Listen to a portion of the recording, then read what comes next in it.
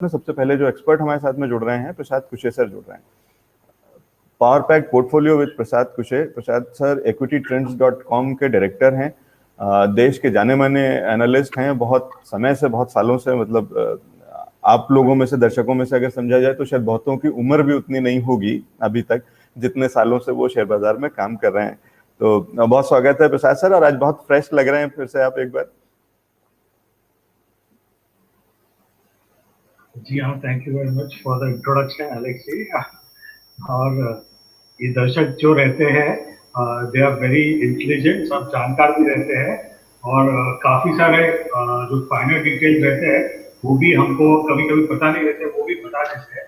तो दर्शकों को भी मेरी तरफ से गुड मॉर्निंग सभी दर्शकों को, और continue your patronage for this channel. दर्शकों को मैं यही सजेस्ट करूँगा कि एलेक्स जी एक एंटरप्रेन्योर है, तो जो हमारे बीच में का जो कनेक्शन है तो वो उन्होंने एस्टेब्लिश किया है आपके दर्शकों को, और जब भी एनालिस्ट के बीच में जो कनेक्शन रहता है उनके लिए एलेक्स जी ने काफी मेहनत की है, काफी खर्चा किया है, काफी उसका समय उसके ऊपर लगा रहता है, काफी एक्सपीरियंस है उनके पास। और because of him, because of his new setup, new startup also, हम लोग एक दूसरे से जुड़ सकते हैं। तो दर्शकों को मैं यही सजेस्ट करूंगा कि आप इस माध्यम का पूरा फायदा लें। दूसरी बात है, आप अपने दोस्तों को, फ्रेंड्स को, रिलेटिव्स को भी ये सजेस्ट करें ताकि all of us can progress together. Thank you sir for those kind words. हम सिर्फ मैसेंजर हैं, हम सिर्फ प्लेटफॉर्म बना रहे हैं। तो ये मैं पहले दिन से, मेरा प्रयास ये रहता है कि हम कहीं पे भी इसके अंदर में एनालिस्ट ना बन जाएं, हम कहीं पे भी एक तरफ अपने आप को एक्सपर्ट ना समझने लगे, क्योंकि ये बहुत जल्दी ये एक तरीके का एक माइंडसेट बन जाता है, एक उस भुलावे में लोग आ जाते हैं। क्योंकि मैं रोज शो कर रहा हूँ तो मुझे आपसे रोज सुन सुन करके मैं समझने लगूं कि अब मैं भी सीख गया हूँ। तो मैं कितने भी देर और कितनी बार भी आपसे बात कर लूं, मैं प्रसाद कुशे नहीं हो सकता हूं। और मैं कोशिश ये करता हूं कि रोज अपने आप को याद दिलाता रहूं कि मैं सिर्फ मैं हूं। मेरा काम ये है कि आपको और दर्शकों को कनेक्ट करना, उनके सवाल, उनकी समस्याएं, उनकी परेशानी आप तक पहुंचाना, आपका ज्ञान और आपकी जो जितनी रिसर्च है और एनालिसिस वो उन तक पहुंचे। तो ये प्रयास है, और इसमें मैं अपनी तरफ से पूरी कोशिश करता हूं कि मैं कहीं पे भी कोई भी व्यू मार्केट पे ना रखूं। और इसीलिए मैं मेरा डिस्क्लेमर भी ये है कि मेरा कोई भी पोजीशंस भी नहीं है, मेरा कोई पोर्टफोलियो अपना पर्सनल नहीं है शेयर बाजार में। उससे उसका एक बड़ा कारण यह है कि वो मेरे को अनबायस्ड रहने में मदद करता है, इस तरीके की पोजीशन। तो वो मेरा पैसा बढ़ नहीं रहा है शेयर बाजार के माध्यम से, वो मेरा एक तकलीफ हो सकती है। लेकिन ये इसके साथ में अच्छी चीज ये होती है कि फिर मेरा बायस नहीं होता। मैं किसी भी शेयर को लेकर के, किसी भी ट्रेंड को लेकर के कभी परेशानी में नहीं होता हूं मैं। तो मैं अनबायस्ड रह करके बाजार के अंदर में उसको बाहर से एक बहुत ही न्यूट्रल व्यू देख सकता हूं उसको, और उसी तरीके का प्लेटफॉर्म तैयार कर सकता हूं। तो ये मेरा एक उसके अंदर में प्रयास है। स्वागत है सर प्रसाद सर। जी जी जी जी। एक थोड़ा मैं ऐड करूंगा। Very humble words from your side, I appreciate that. लेकिन मैं दर्शकों को ये कहना चाहता हूँ, बहुत बार देखो मेरे कॉल भी सही जाते हैं और बाकी के लोगों के कॉल भी सही जाते हैं, तो दर्शक मुनाफा कमाते हैं उसमें, और व्यूअर अगर मुनाफा कमाते हैं तो काफी बार हमको अप्रिशिएट भी करते हैं कि भाई प्रसाद जी की वजह से ये हुआ, हमने प्रॉफिट कमाया, बाकी एनालिस्ट की वजह से भी ये हुआ, उनकी वजह से हमने प्रॉफिट कमाया, एंड थैंक यू कहते। लेकिन हमको थैंक यू कहने के पहले आपको एलेक्स जी को थैंक यू कहना पड़ेगा, क्योंकि we are all connected because of him.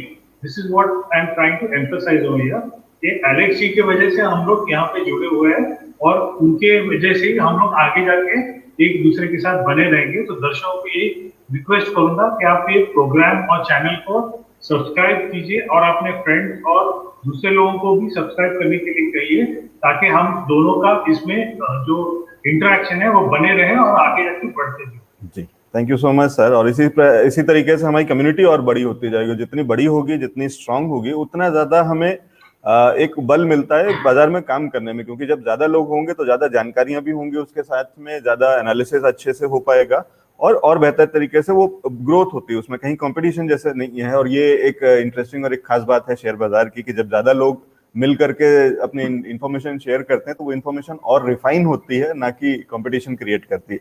Sir चलते हैं वापस बाजार पे, मुनाफे का सफर जारी करते हैं। और सबसे पहले मुझे आप फिर वापस बीएफ यूटिलिटीज से शुरू करिए, क्योंकि वो एक ऐसा सवाल है, वो एक ऐसा शेयर है जो आपने हमें बताया था, और सारे दर्शक हमारे जो हैं उसमें काफी सारा उसके अंदर में हैं, बहुत सारा काम किया। कल विश्वजीत दास जी हमारे एक दर्शक हैं जो यूएस से जुड़ते हैं हमारे साथ में स्टैनफोर्ड से, और कल बताया, इन्होंने अलग से भी बताया हुआ है, अभी हाल में हमें पता चला कि ये किसी बड़े फाइनेंशियल इंस्टीट्यूशन के साथ में काम करते हैं।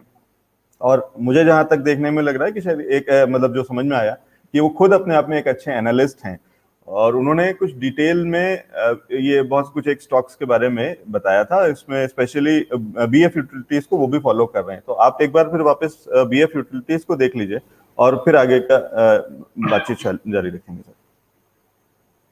जी एलेक्स जी, ये स्टॉक मेरे ख्याल से हमने 1 जून के आसपास दिया था, जब भी आपका शुरुआत हुई थी शो की। जी यही प्रोग्राम जी जी नए अवतार में लॉन्च हुआ था। हाँ जी पहला दिन था जी अभी, प्राइस था इसका 300। तो इसका टारगेट बनता है, टारगेट तो काफी लंबा है, लेकिन आप समझ लीजिए शॉर्ट टर्म का टारगेट अगले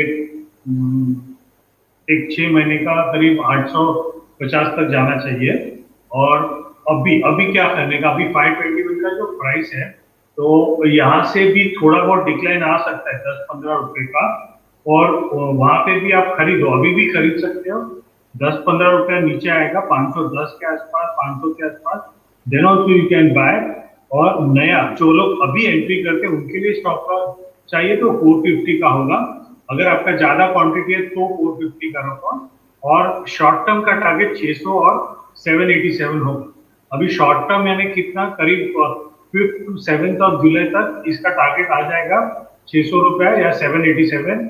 तो वहां पे मैं सजेस्ट करूंगा कि आप थोड़ा आधा 50% या 75% भी प्रॉफिट बुकिंग कर सकते जी। तो ये राय है बीएफ यूटिलिटीज पे। प्रसाद सर कह रहे हैं कि अभी भी इसमें एंट्री के मौके हैं और टारगेट्स इंटैक्ट हैं और बहुत ट्रेंड मजबूत है। ठीक है, इंटरेस्टिंग सर। पहले एक बार वही रिव्यू कर लें क्या पोर्टफोलियो? जी एलेक्स जी, आपको कौन, if you want to ask any question on any of the stock you can ask me. ठीक है, एक बार रिव्यू कर लेते हैं जो आपने पोर्टफोलियो में दर्शकों के लिए बनवाया था। उसमें एक इंगरसोल रैंड था। जी, इंगरसोल रैंड एक बढ़िया एमएनसी कंपनी है, and I think it is doing well also. और इसका 100th ईयर ऑफ ऑपरेशन है अभी।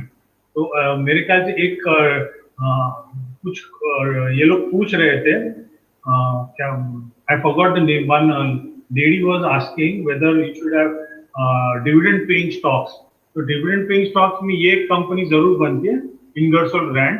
तो बहुत बढ़िया डिविडेंड देते हैं, इन्वेस्टर फ्रेंडली कंपनी है, ये आप कंसीडर कर सकते हैं। इसका टारगेट शॉर्ट टर्म का यानी 6 महीने में 1250 और फिर 1600 हो जाएगा, उसके बाद और भी बढ़ेगा। But I think the stock is very good for long term also. तो ये हमने 725 में रिकमेंड किया हुआ है। तो अभी भी मैं कहता हूँ जिनको लेना है तो 10-20 रुपया ऊपर नीचे आएगा वो मत देखिए, गुड कंपनी आप इस पे इन्वेस्ट कर सकते हैं। अभी भी इसमें ऐड किया जा सकता है ये कह रहे हैं। और बीएफ यूटिलिटीज पे बहुत सारे ऐसे दर्शक आपको थैंक यू कह रहे हैं जो आपने दिया था और उनको अच्छा फायदा हो रहा है। अंकित डिब्रीवाल जी कह रहे हैं धन्यवाद, आपने बताया था। और हर्षा सूरू जी कह रहे हैं कि प्रसाद सर ने बताया था और हमने इसको 280 के आसपास लिया था। Excellent call, thank you sir, बहुत जल्दी प्रॉफिट हुआ है। ठीक है, सवाल का जवाब आपको हर्षा जी मिल गया होगा कि अभी क्या करना बीएफ यूटिलिटीज में, वो भी सर ने बता दिया। सर वापस वही विश्वजीत दास जी ने जो मैं कह रहा था कि उन्होंने इस पे एक रिव्यू, उन्होंने कहा है कि after 669 BF will start next phase, so hold. 669 के ऊपर जब ये जाएगा तो ये बहुत और अनदर फेज में, नेक्स्ट फेज में फिर से वापस एक बड़ी और उछाल दिखाएगा। आप कितना सहमत हैं इनसे? नहीं, मेरे रीडिंग से ऐसा कुछ मुझे तो नहीं समझ में आ रहा है, लेकिन overall the company is very strong and powerful. अभी भी आप ले सकते हो इस पे। और अपसाइड का टारगेट 600 रहेगा और उसके बाद 775 ऐसा कुछ आता है, और बाद में और भी टारगेट्स आते हैं। But this has become a stock Alex ji to buy on every decline. यानी मान लो किसी भी हालत से अभी नीचे आ गया, चलो 100-400 आ गया, 525 है तो 425, तो वहां पे भी आप खरीद सकते हो। Stock has become a must buy on every decline. तो इसलिए मैं कहता हूँ जिनके पास है वो तो होल्ड कीजिए, बेचने का, प्रॉफिट बुकिंग का आप थोड़ा 5 जुलाई के बाद आप सोच सकते हो। ठीक है, सर ओवरऑल मार्केट पे एक व्यू दे सकते हैं क्या, निफ्टी और बैंक निफ्टी पे? Alex, Nifty is strong and powerful. यहाँ पे 15,300 के स्टॉप लॉस के साथ अपसाइड का टारगेट बनेगा 16,027 और 16,200 के आसपास आएगा। 16,100 200 के आसपास थोड़ा बहुत मुनाफा वसूली हो सकता है, वो भी स्ट्रॉन्ग वाला, यानी 500 पॉइंट निफ्टी आ सकता है, 16,200 से नीचे आ सकता है। रफली मैं अभी कह रहा हूँ, एग्जैक्ट तभी बताएंगे आपको। तो 500,000 पॉइंट का फॉल वहां से आ सकता है। और दूसरा बात ये है कि वो भी फॉल आने के बाद मुझे लगता है the uptrend will be maintain. ऐसा नहीं कि वहां पे टॉप होगा और फिर वहां से 5,000 पॉइंट नीचे चले जाएंगे। ऐसा होता तो मैं पहले बता देता अगर मेरी समझता को भी, बट मुझे नहीं लगता कि ऐसा कुछ होने वाला है। बुल मार्केट में 500,000 पॉइंट के करेक्शन आते रहते हैं, तो ईच एंड एवरी करेक्शन अगर आप थोड़ा वेट करें तो करेक्शन में आपको एंट्री करने को जरूर मिलेगा। और वो ही एक अच्छा और हेल्दी साइन रहता है बुल मार्केट के का, कि आपको करेक्शन आते रहते हैं और हर करेक्शन में आपको एंट्री करने का मौका मिलता है। तो इसलिए be a little patient also, कि अभी मार्केट इतना चल चुका है, थोड़ा आप रुक के एंट्री करो तो भी चलेगा। ऐसा नहीं कि रोज के रोज अपने को कुछ ना कुछ बाइंग करके कमा के ही जाने का, दैट इज नॉट पॉसिबल ऐसा सुनता। ठीक है, तो अगर मैं अब ये कहूँ कि इस समय मुझे बाजार में नया निवेश थोड़ा सा रुक करके करना चाहिए और शायद मुझे और सस्ते लेवल्स पे और लोअर लेवल्स पे एंट्री के मौके मिल जाएंगे, तो क्या मैं ठीक हूँ? और क्या मुझे पैसे अभी रोक करके रखना चाहिए और नई बाइंग जो कि इन्वेस्टमेंट के लिए करना हो, पोर्टफोलियो बनाने के लिए, तो उसमें थोड़ा सा रुका जा सकता है? नहीं एलेक्स जी, ऐसा होता है कि करेक्शन तो आते रहते हैं। जैसा मैंने कहा अभी 16,200 से करेक्शन आएगा, तो हो सकता है 16,600 जाए और फिर करेक्शन आए, तो करेक्शन आएगा तो इधर ही आएगा 15,800। तो you don't miss the bus because of waiting for a correction. Okay, कई बड़े लोग तो कहते हैं कि you know timing the market is a curse. तो मैं ये नहीं कहता हूँ, लेकिन अपने को थोड़ा कॉशियस रहना मिलता है कि एक 500, 1000, 2,000 पॉइंट का रैली आ चुका है, 1,500 पॉइंट का, तो अपसाइड पे थोड़ा कॉशियस रहने का। ऐसा बिल्कुल नहीं कह रहा हूँ कि आप अभी भी कुछ मत लेना या चुपचाप बैठे हो, ये नहीं। मैं अभी कहा आपको कहा इंडोर्सल बैंड यू कैन बाय, और भी मैं एक बाय कॉल दूंगा towards the end of the show, वो भी आप कंसीडर कर सकते हो। मैंने कहा बीए फ्यूटिलिटी आप खरीद सकते हो 500, 510 के आसपास, क्योंकि ये बीए फ्यूटिलिटी का ऐसा है जो मेरे को अभी अपेरेंटली जो वेव काउंट लग रहा है कि अभी 518 है ना, ये ओवरऑल जाएगा रफली 787, दैट इज माय एक्सपेक्टेशन। तो 775 तक जाएगा, उधर से नीचे आएगा ना तो ये 475 के नीचे नहीं जाएगा। वो वाला वेव काउंट होता है तो 475 के नीचे नहीं जाएगा। तो अपने को लेने का किधर है, 750 जाके अपने को लेने का इधर ही है। यही भाव पे हम लोग वापस एंट्री करें अगर वो वाला वेव काउंट होता है तो, ये मैं क्लियरली कह रहा हूँ। दूसरी बात क्या होता है कि मान लो वो वाला वेव काउंट नहीं है, मान लो हमने अभी ले लिया, अभी वो 450 आ जाता है, तो स्टॉक करेक्शन में है, नेक्स्ट रैली में आपको वापस 550 तक दिखा देगा। उधर आप कॉस्ट टू कॉस्ट है, थोड़ा बहुत मुनाफा होकर आप एग्जिट कर सकते। तो इसमें ऐसा बनता है कि आपको तुरंत भी प्रॉफिट हो जाएगा 200 रुपए प्लस का, या नहीं होता है तो आपको कॉस्ट टू कॉस्ट एग्जिट करने का भी मुनाफा मिलता है।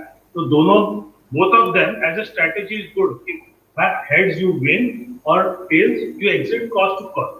But that's all that you want in market. और अपने को क्या मानते हैं, exit cost to cost होता है, बहुत हो गया, नुकसान नहीं होता है, प्रॉफिट अपने आप बन जाए।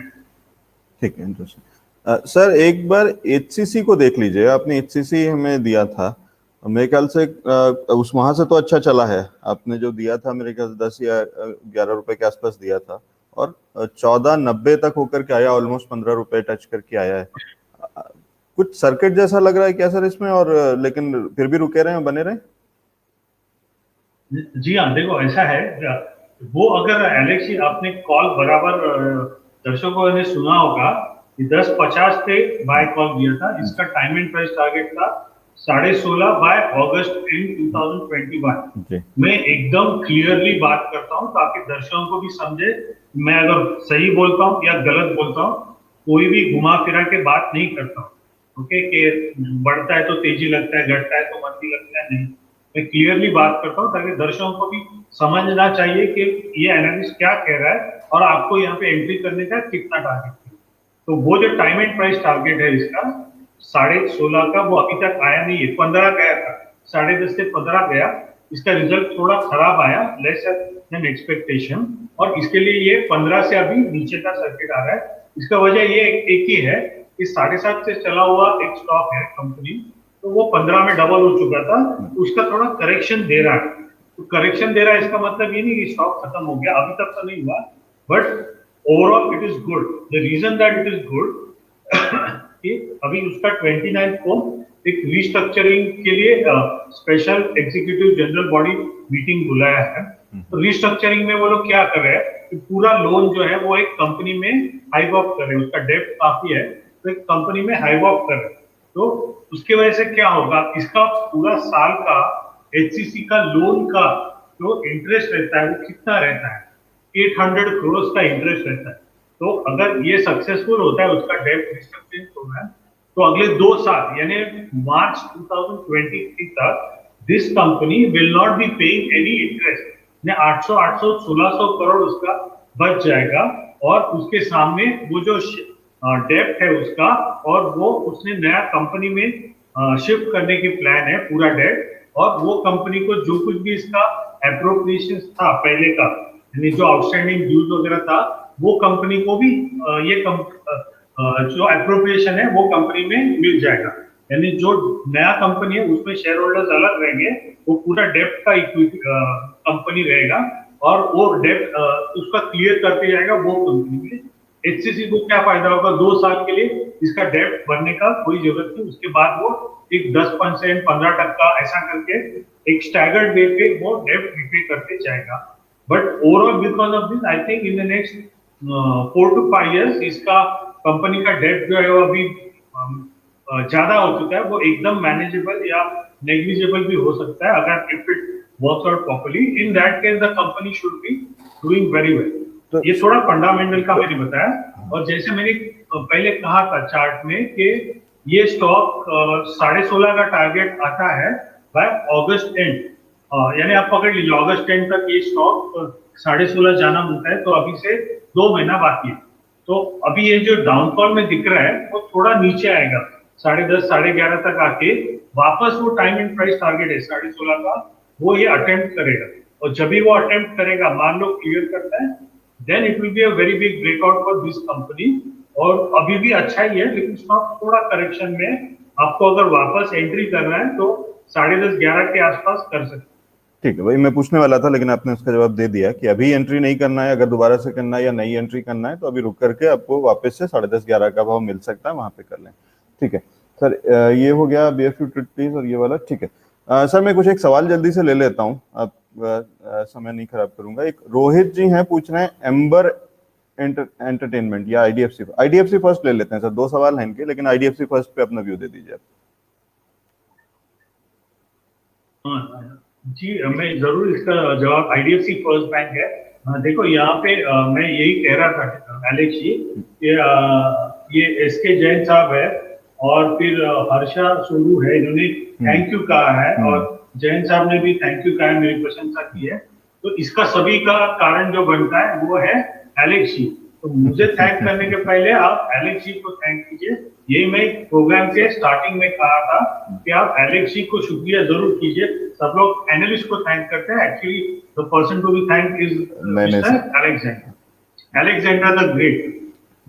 कोई नहीं सर, हम माध्यम है, और मैं आपसे कहने वाला था कि आज के कमेंट्स आप जरूर देख लीजिएगा। रोहित जी हैं, वो कह रहे हैं Prasad sir is Dhoni of stock market. तो आपके जो हेलीकॉप्टर शॉट्स हैं उसकी तारीफें हैं BFU प्लीज से लेकर के HCC तक। ठीक है सर, सवाल ले लीजिए, IDFC बैंक पर एक बार दे दीजिए व्यू।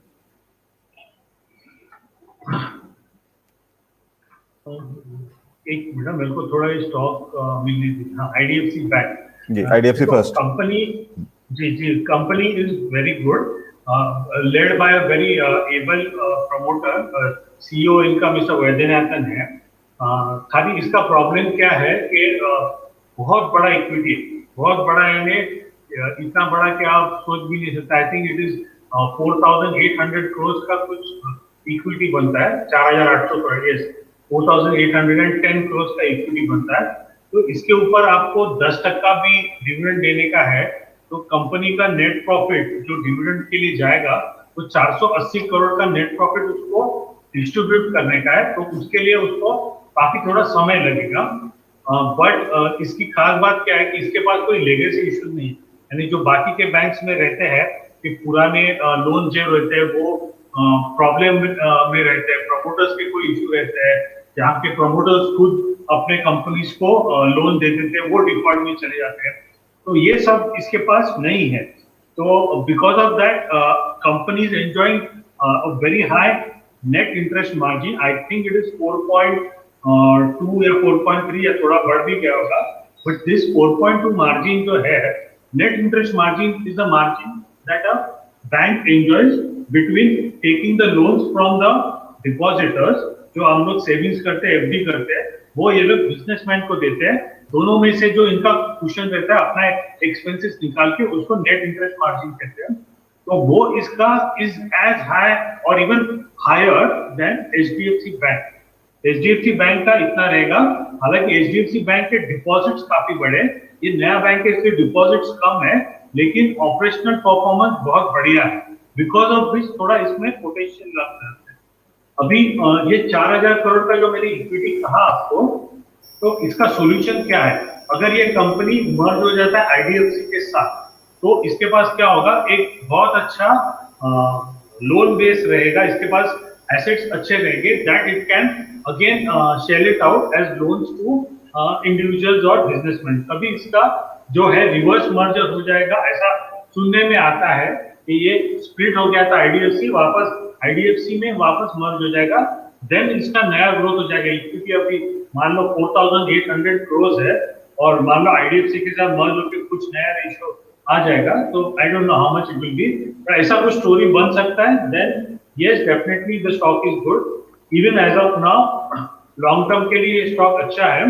शॉर्ट टर्म के लिए अगर आपको अगर कहने का अगले 3 या 6 महीने में स्टॉक थोड़ा डिक्लाइन में है, तो डिक्लाइन में कहाँ तक आएगा, 50 तक या 42 तक, लेकिन 50 तक आएगा तो आपको थोड़ा बहुत एंट्री करने का आधा, और दूसरे के लिए आप 42 का 47 का भी सपोर्ट है, वहां पे भी थोड़ा रुकिए और एंट्री कर सकते हैं। बाय ऑन डिक्लाइन जरूर बनता है स्टॉक में, और वापस जब भी ये स्टॉक का में नया तेजी कभी हो, नया तेजी इसमें हो जाएगा, वो जब भी ये स्टॉक मान लो 50 आता है या 42 आता है, उसके बाद 62 के ऊपर जाएगा, और भी नजदीक का पॉइंट मैं दे सकता हूँ। जब ये 42 या 50 आएगा, मान लो तभी अपना एंट्री पॉइंट 42 के आसपास डेफिनेटली ये सेफ बाय बनता है।